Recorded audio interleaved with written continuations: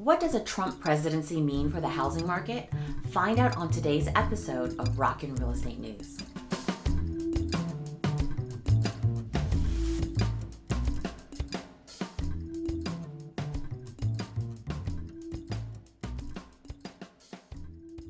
Welcome to Rockin' Real Estate News, where we answer what's rockin' in Daytona Beach real estate. I'm Alice Cooper, and today we're talking about the Trump presidency and what it might mean for the future of real estate. Let me just start off by saying this episode is not intended to take a stance on Trump's policies. Whatever your political views are, now that we know who will be in the White House, we have a clearer picture of what the next 4 years might hold for the real estate market. So let's take a look at what some of the experts are predicting for the future. First, there's very little doubt that there's going to be a reconstitution of Fannie Mae and Freddie Mac. What does this mean? In simple terms, Fannie and Freddie are companies that help make it easier for people to get home loans by buying mortgages from the banks so that the banks can lend more money. They are private institutions with government backing. That's called a GSE, or government-sponsored enterprise. After the 2008 crisis, the government pretty much took control of their operations. The government control has its pros and cons. The good thing about Fannie Mae and Freddie being under conservatorship is that it will help keep them kind of stable and prevented a collapse during the housing crisis. The downside is that it gave the government more control over mortgages, which limits the variety of loan options people can choose from. Now, the government has basically had a monopoly on the mortgage industry.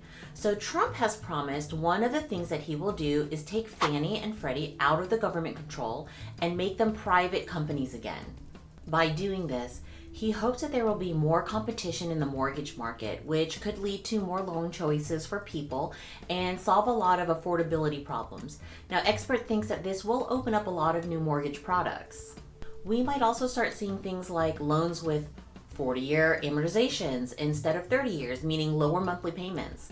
And a lot of experts believe that we'll start seeing more creativity in the industry with things like mortgage companies that will take an equity position in the home, which would mean that lower mortgage payments, but that they will take a percentage of the equity when you decide to sell. Trump has also proposed opening federal land for residential construction as part of a strategy to address housing shortages.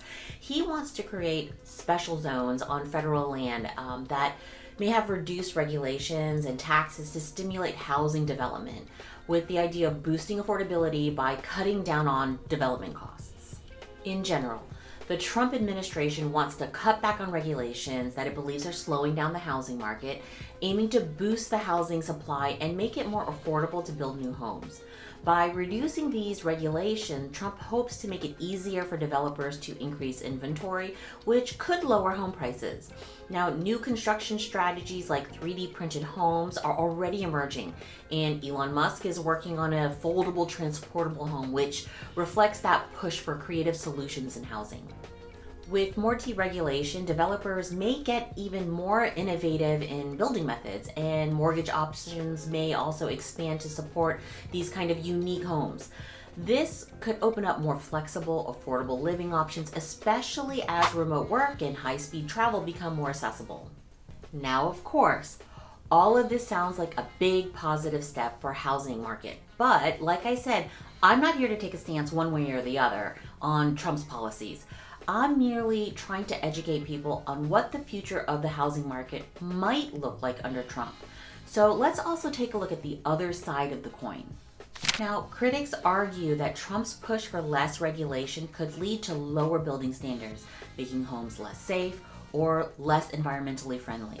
They also worry that without certain rules, developers might cut corners to save money, which could hurt communities in the long run.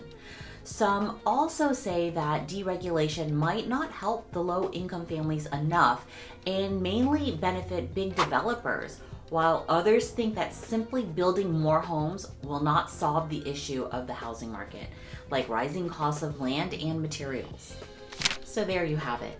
A look at both of the potential benefits and concerns surrounding Trump's housing market plans. While these shifts might open up more opportunities for home buyers and developers, they will also come with risks that critics caution against. Whether these policies will ultimately help or hurt the market remains to be seen, but for one thing, it's sure the real estate landscape is set for some big changes. So until next time, rock on, rock stars.